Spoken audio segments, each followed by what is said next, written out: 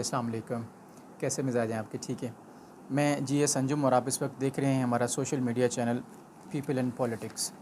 आज जिस मौजू पे हम गुफ्तगू करने जा रहे हैं वो आप सब ने थंबनेल में पढ़ लिया होगा कि इमरान खान साहब के गिर्द घेरा तंग कर दिया गया है और पीटीआई जो है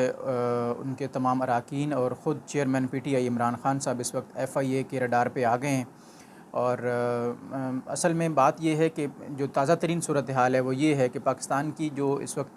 पॉलिटिकल सिचुएशन है वो कुछ यूँ है कि last day prime minister Shehbaz Sharif साहब के ज़ेर सदारत एक इजलास हुआ है। उसके अंदर तमाम जो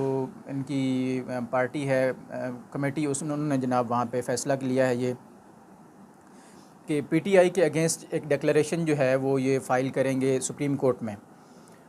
उसके अंदर इन्होंने इलेक्शन कमीशन का जो फ़ैसला आया है उसको ज़ेर बहस लाए हैं और सारे उसके कानूनी पहलुओं का जायज़ा लिया गया है।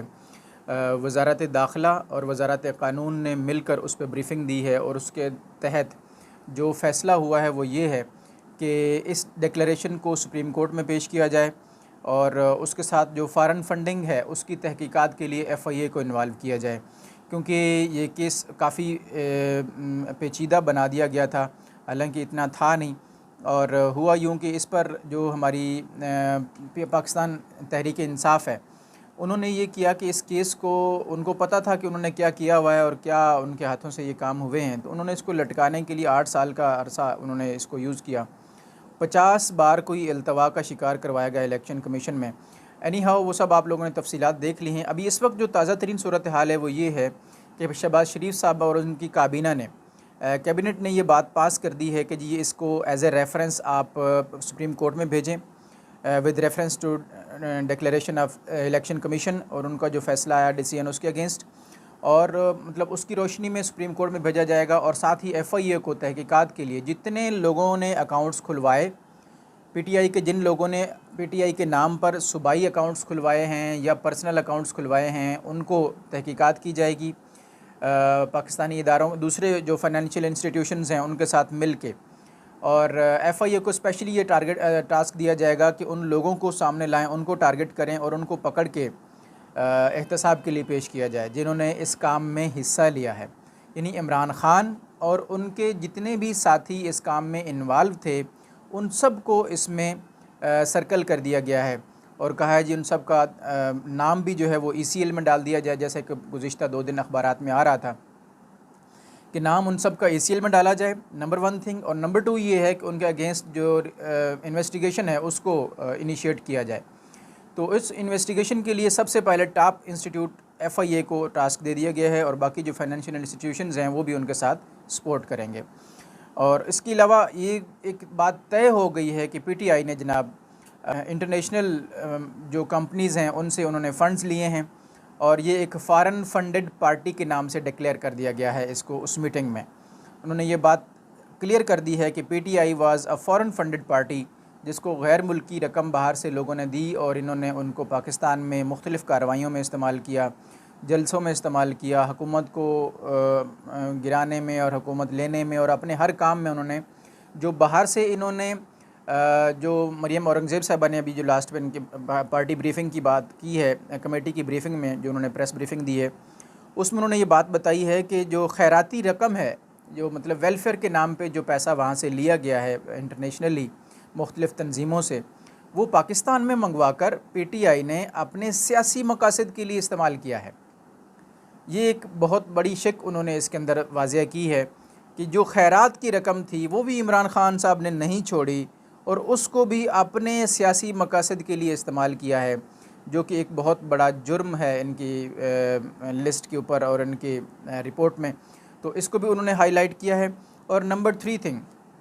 वो ये है कि अब स्पीकर जो हैं हमारे नेशनल असम्बली के उन्होंने ये रेफरेंस तैयार करने की बात कर ली है कि तोशा खाना रेफरेंस जो है उसमें जो तहाइफ उनको मिले थे इमरान ख़ान साहब को अपने रजीम में अपने दौरे हुकूमत में वो उन्होंने ज़ाहिर नहीं किए थे इलेक्शन कमीशन के सामने। और मोर ओवर उसमें जो उन्होंने करप्शन की है, जो तोशा खाना की जो चीज़ें तहाइफ के तौर पर बाहर के मुल्कों ने पाकिस्तान को दी थी, तोहफ़े दिए थे, वो तोहफ़े भी इमरान ख़ान साहब जो हैं वो बेच के खा गए हैं और उनकी पार्टी बेच के खा गई है। तो अब ये भी कानूनी तौर पर जुर्म है और इस जुर्म को speaker Punjab Pakistan assembly national assembly वो इसको इलेक्शन कमीशन में रेफ़र करने जा रहे हैं और इसको फिर आगे वो इसी के तहत और बाकी जो रेफरेंस है जो डिक्लेयर किया जाएगा सुप्रीम कोर्ट में, उसमें पीडीएम ने इमरान खान साहब को नाअहल कराने के लिए इलेक्शन कमीशन में और सुप्रीम कोर्ट में रेफरेंस दायर कर दिया है।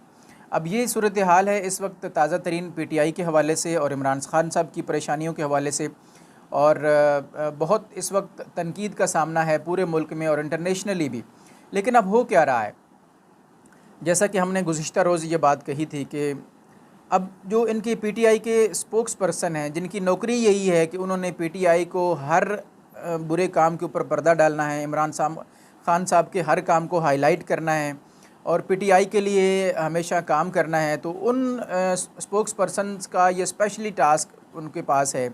कि वो हर तरीके से वो पीटीआई का दिफ़ा करेंगे, इमरान खान साहब का दिफ़ा करेंगे, चाहे उनको झूठ बोलना पड़े, चाहे उनको गालियां देना पड़े, चाहे उनको किसी भी चीज़ का सहारा लेना पड़े। वो अपने इस जो कार खैर उन्होंने किया है इसको छुपाने के लिए और इस पर पर्दा डालने के लिए वो कुछ भी कर गुजरेंगे। और उसी सिलसिले की एक कड़ी गुज़िश्ता रोज़ उन्होंने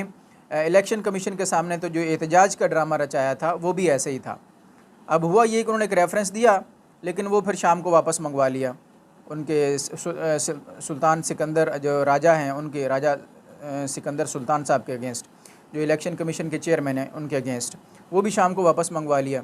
तो मतलब ये कि ड्रामेबाजी इन्होंने अपने तौर पर करनी है। ये जितने भी स्पोक्स पर्सन हैं पीटीआई के या इनके जो नुमाइंदे इस वक्त चीदा सामने हैं, ये अपनी नौकरी करेंगे, उनका ये काम है। लेकिन एक्चुअली करने का काम क्या है? पीटीआई के करने का काम इस वक्त ये है कि वो कानूनी पहलुओं का जवाब दे, जो उन्होंने गलतियाँ की हैं और जिन पर जो कानूनी शिक लग रही है उसका वो जवाब दें कानूनी तौर पर। शोर शराबा मचा के और आवाम को उलझा के और गलत किस्म का बयानिया बना के वो चंद एक लोगों को तो बेवकूफ़ बना लेंगे, लेकिन जो पाकिस्तानी इदारे हैं और जो पाकिस्तान की पढ़ी लिखी आवाम है उनको ये चीज़ वाज़ह हो चुकी है इलेक्शन कमीशन का फ़ैसला आने के बाद कि इन लोगों ने चोरियां की हैं, इन लोगों ने गलत काम किए हैं और इन लोगों ने फ़ौरन गैर मुल्की लोगों से पैसा लेकर पाकिस्तान के अंदर ये काम करते रहें और ये चीज़ इनके ऊपर साबित होगी। इस चीज़ का वो कानूनी जवाज़ पेश करें इलेक्शन कमीशन में और सुप्रीम कोर्ट में आने वाले दिनों में। इस पर उनको काम करना चाहिए और कानूनी तरीके से जंग जो है वो उनको आगे बढ़ाना चाहिए और लड़ना चाहिए पीडीएम के साथ और बाकी सियासी जमातों के साथ। तो ये सिलसिला था। और लास्ट पे मैं इसमें एक और खुशखबरी आप लोगों को वो शेयर कर दूँ, वो ये है कि कैबिनेट जो मीटिंग हुई है लास्ट डे, उसके अंदर वज़ीर आज़म साहब ने जो ये 75th एनिवर्सरी है पाकिस्तान की, जो 75वां यौम पैदाइश पाकिस्तान मनाने जा रहा है और यौम आज़ादी हमारा जो है वो मनाया जा रहा है 75वां। तो 75th इस जो हमारी यौम आज़ादी है इसके तहत उन्होंने ये फ़ैसला किया है कि जो हमारे कैदी जेलों में हैं उनको किसी तरह से रिलीफ़ मिले। तो इस पर उन्होंने जो वज़ारत कानून है और उनसे और बाकी वज़ारत दाखिला वगैरह से उन्होंने अपनी तजवीज़ और लिस्टें मांग ली हैं कि किस तरह का क्या स्टेट है। तो इस पर आने वाले दिनों में खुशखबरी है उन कैदियों के लिए जो छोटे जुर्मों में कैद हैं या किसी भी वजह से उनको कुछ रिलीफ़ मिल सकता है। तो वज़ीर आज़म साहब ने ये ख़ुसूसी तौर पे उनके लिए एक हिदायत जारी कर दी है और आई होप कि इंशाल्लाह इसके अंदर उनको बहुत अच्छा रिलीफ़ मिलेगा, उनकी कैद में कमी आएगी और वो भी आज़ाद फ़िज़ाओं में सांस ले सकेंगे। मैं बहुत शुक्रगुज़ार हूँ आपकी कीमती वक्त का, आपने for watching people and politics. और अगर आप इस चैनल पर नए हैं तो मेरी दरख्वास्त है कि आप सब्सक्राइब कर लीजिए ताकि हमारा और आपके दरमियान रब्ता रहे और बहुत अच्छी और ताज़ा तरीन अपडेट्स जो हैं वो आपको मिलती रहें। Thank you very much for this. अस्सलाम वालेकुम व रहमतुल्लाहि व बरकातहू।